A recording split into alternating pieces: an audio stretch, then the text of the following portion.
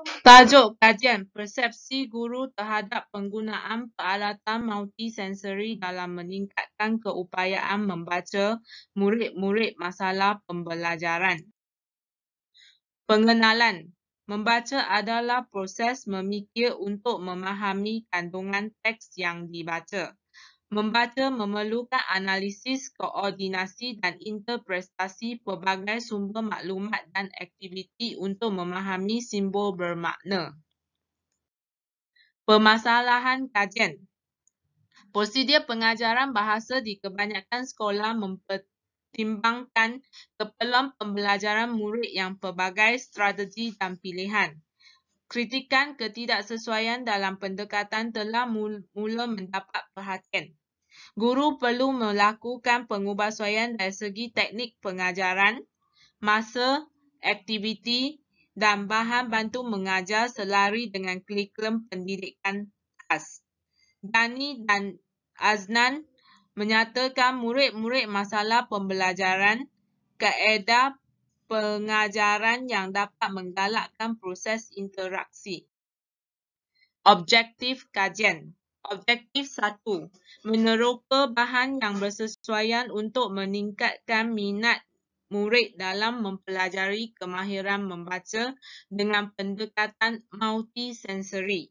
Objektif 2. Mengenal pasti impak pembelajaran aktiviti multisensori dalam mempelajari kemahiran membaca. Persoalan kajian.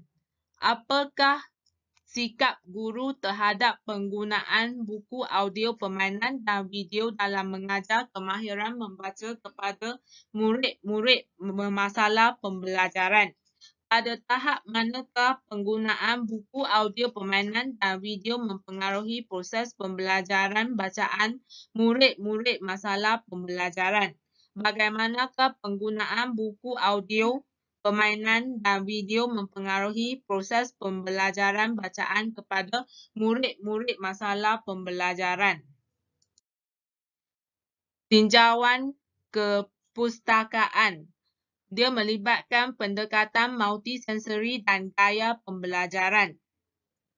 Prosedur VAKT iaitu Visual Audio Kinesthetic dan Tactile membekalkan input sensori yang maksimum kepada minda. Input sensori tactile menggantikan input visual dan auditory yang lemah. Kinesthetic auditory memberi sokongan kepada saluran visual dan penglibatan aktif semua sensori dalam mengenal pasti sifat yang berbeza dengan tugasan pembelajaran. Gaya terbahagi kepada gaya pembelajaran visual, auditory dan sentuhan.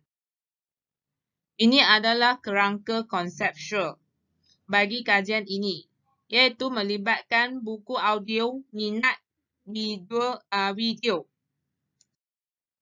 Metodologi kajian. Kajian ini menggunakan pendekatan kuantitatif tinjauan. Menggunakan soal selidik atas talian melalui WhatsApp dan Facebook. Kaedah persampalan rawak.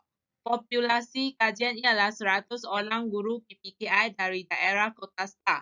Sampel kajian adalah 80 orang guru PPKI. Berdasarkan jadual persampalan Cranchi and Morgan 1970. Instrumen kajian. Instrumen kajian terbagi kepada 7 bahagian iaitu demografi, pengetahuan murid masalah pembelajaran, penggunaan sumber pengajaran, sikap terhadap penggunaan multisensori, amalan penyesuaian dan keberkesanan penggunaan peralatan multisensori. Instrumen ini diadaptasi daripada kajian AU 2016.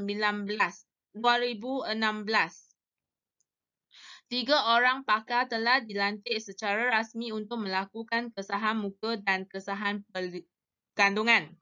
Instrumen kajian yang digunakan terdiri daripada 35 item berdasarkan objektif kajian menggunakan skala Likert 5 poin. Rumusan dapatan kajian. Meneroka bahan yang bersesuaian untuk meningkatkan minat murid dalam pembelajaran kemahiran membaca dengan peralatan multisensori. Selari dengan dapatan Yola Gedi dan Eriken 2011 yang mengusulkan bahawa permainan penting dalam pengajaran bahasa. Mengenal pasti impak pelaksanaan aktiviti multisensori dalam mempelajari kemahiran membaca. Penerapan bahasa berlaku sewaktu murid-murid memberi tumpuan dalam aktiviti permainan meningkatkan keseronokan minat murid. Ia dapat menyesuaikan gaya pembelajaran murid yang peka terhadap visual, audio dan kinestetik. Implikasi kajian. Guru berperanan meningkatkan keupayaan membaca murid. Kesesuaian gaya pengajaran dan pembelajaran yang menyumbang kepada pencapaian objektif kemahiran membaca. Guru mewujudkan gaya pembelajaran dan pengajaran membaca dengan menggunakan teknik multisensori. Peralatan multisensori amat berkesan dalam meningkatkan keyakinan minat, usaha dan prestasi membaca. Limitasi kajian. Terbagi kepada saiz sampel yang terhad, iaitu saiz sampel yang kecil dan oleh itu ia tidak dapat digeneralisasi dapatannya. Penggunaan instrumen kajian. Ia hanya melibatkan soal selidik maka tidak wujud triangulasi data. Konstruk kajian. Kajian ini hanya tertumpu kepada 3 jenis peralatan multisensori. Aspek kajian. Kajian ini tertumpu dalam meningkatkan keupayaan membaca murid. Limitasi